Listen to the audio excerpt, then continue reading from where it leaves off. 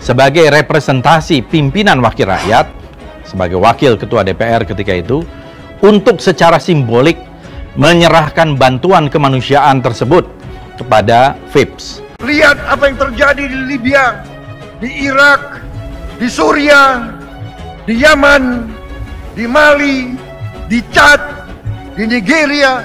Maukah kita negara seperti itu? Terhadap Fadlizon, mulai dari ingin membubarkan Densus 88, ada keterkaitan apa ini Fadlizon? Upaya untuk mengait-ngaitkan dengan terduga teroris adalah fitnah belaka, fitnah yang kotor. Kita tidak boleh mengizinkan negara kita pecah. Kita tidak boleh izinkan masyarakat kita pecah. Kita tidak boleh izinkan Indonesia terancam. Meningkatnya kejahatan transnasional khususnya terorisme yang menjadi benalu bagi persatuan dan kesatuan bangsa. Penerimaan terhadap delegasi FIPS itu adalah sebuah bentuk dukungan terhadap aksi kemanusiaan.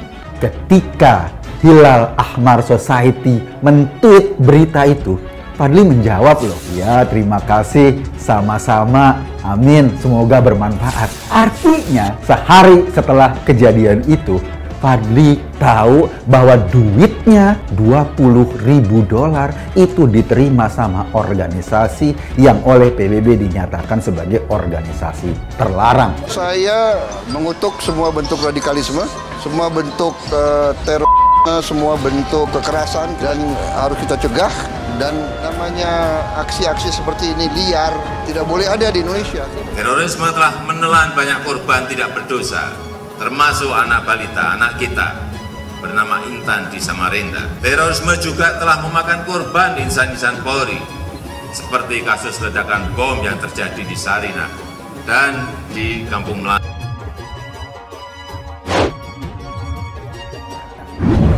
Tagar tangkap Fadlizon menjadi trending topik di media sosial Twitter. Berdasarkan pantauan, tagar tersebut ramai digaungkan netizen yang menuding Fadli sebagai bohir alias penyokong dana aksi terorisme. Seperti diketahui, belakangan ini topik terorisme memang sedang hangat-hangatnya di tengah masyarakat. Bermula dari kasus penembakan mati Dr. Sunardi hingga pembekukan oknum PNS yang juga terlibat aksi terorisme. Di tengah itu semua, sosok Fadlizon dianggap kerap tampil sebagai pembela teroris, sehingga beragam tudingan pun dilayangkan kepadanya. Ada tagar wajib buat di RT para sahabat NKRI. Kenapa Sisong paling bising kalau ada penangkapan teroris di Indonesia? Karena dia bohir, pantesan. Tagar tangkap Fadlizon, tulis akun Kanjeng Raden, dikutip Terkini ID via Twitter. Sudah kukatakan juga apa, kitab sang kuasa itu jelas, orang tak akan lari dari tabir yang diikutinya. Sebelum itu keluar, Song sudah kukatakan teroris. Ternyata benar, timpal akun Sutaya Lili. Supaya jelas, tagar tangkap Fadlizon agar dia bisa membuktikan dirinya bukan penyumbang dana teroris, timpal akun lainnya.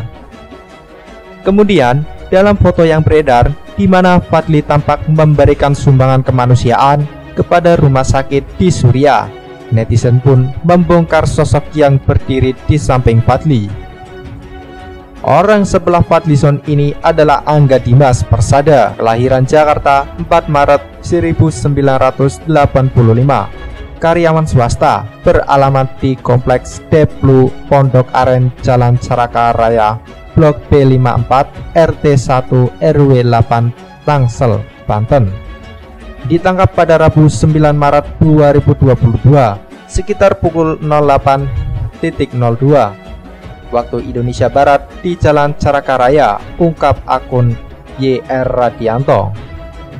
Sumbangan senilai $20.000 setara dengan 288 juta dari Ed Fadlizon, pendukung teroris untuk yayasan milik dokter teroris yang mati ditembak Ed Densus 88 kemarin, tambah akun Mangkunegara 4. Mereka yang terlibat membantu para pelaku kejahatan sama dengan para pelaku kejahatan itu sendiri.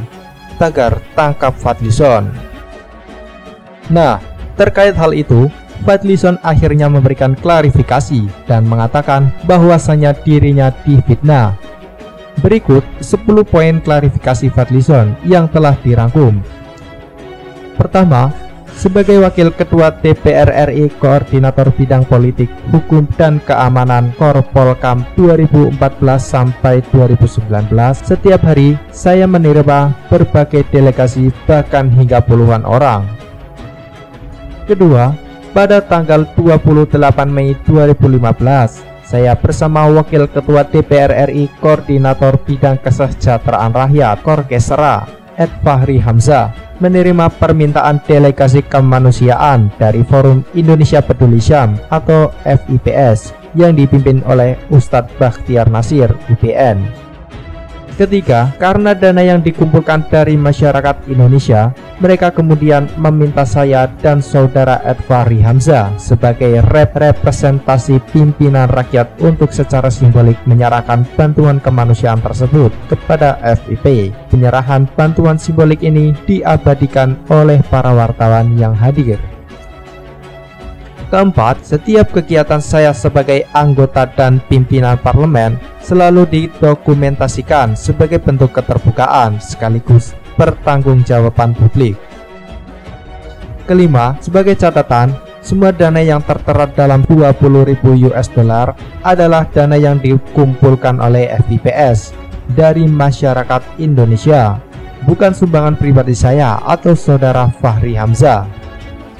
Keenam, saya dan saudara Fahri Hamzah kenal dengan 3 anggota delegasi FIPS, yaitu Ustadz Bakhtiar Nasir, Mustafa Nahra, serta pengacara Ahmad Mihdan.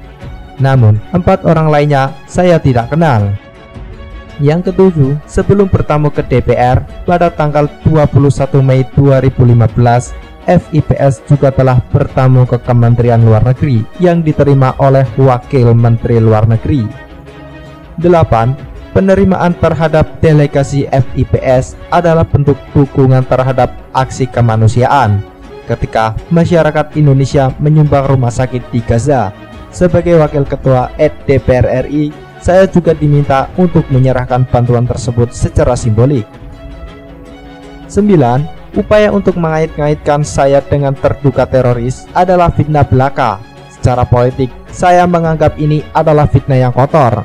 Sama seperti kalau ada orang yang mencoba mengaitkan Presiden Jokowi dengan terorisme hanya karena pernah menerima terduga teroris Farid Ogbah di istana. 10.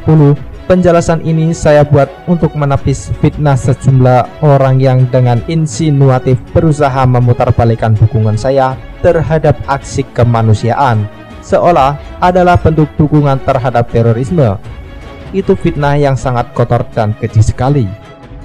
Kendati demikian, rupanya klarifikasi panjang lebar Fadlizon bagi sebagian netizen justru dianggap sebagai upaya ngeles, alias mereka tidak mempercayainya.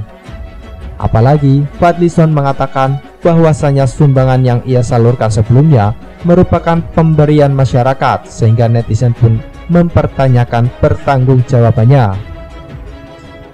Biasa jurus ngeles keluar, jika uang dari masyarakat, apa nggak berat pertanggungjawabannya di akhirat kelak? Sudah tahu teroris, malah disumbang. Monggo segera ciduk mawon, Pak Ed Listio Sigit tanggap akun tukang rosok.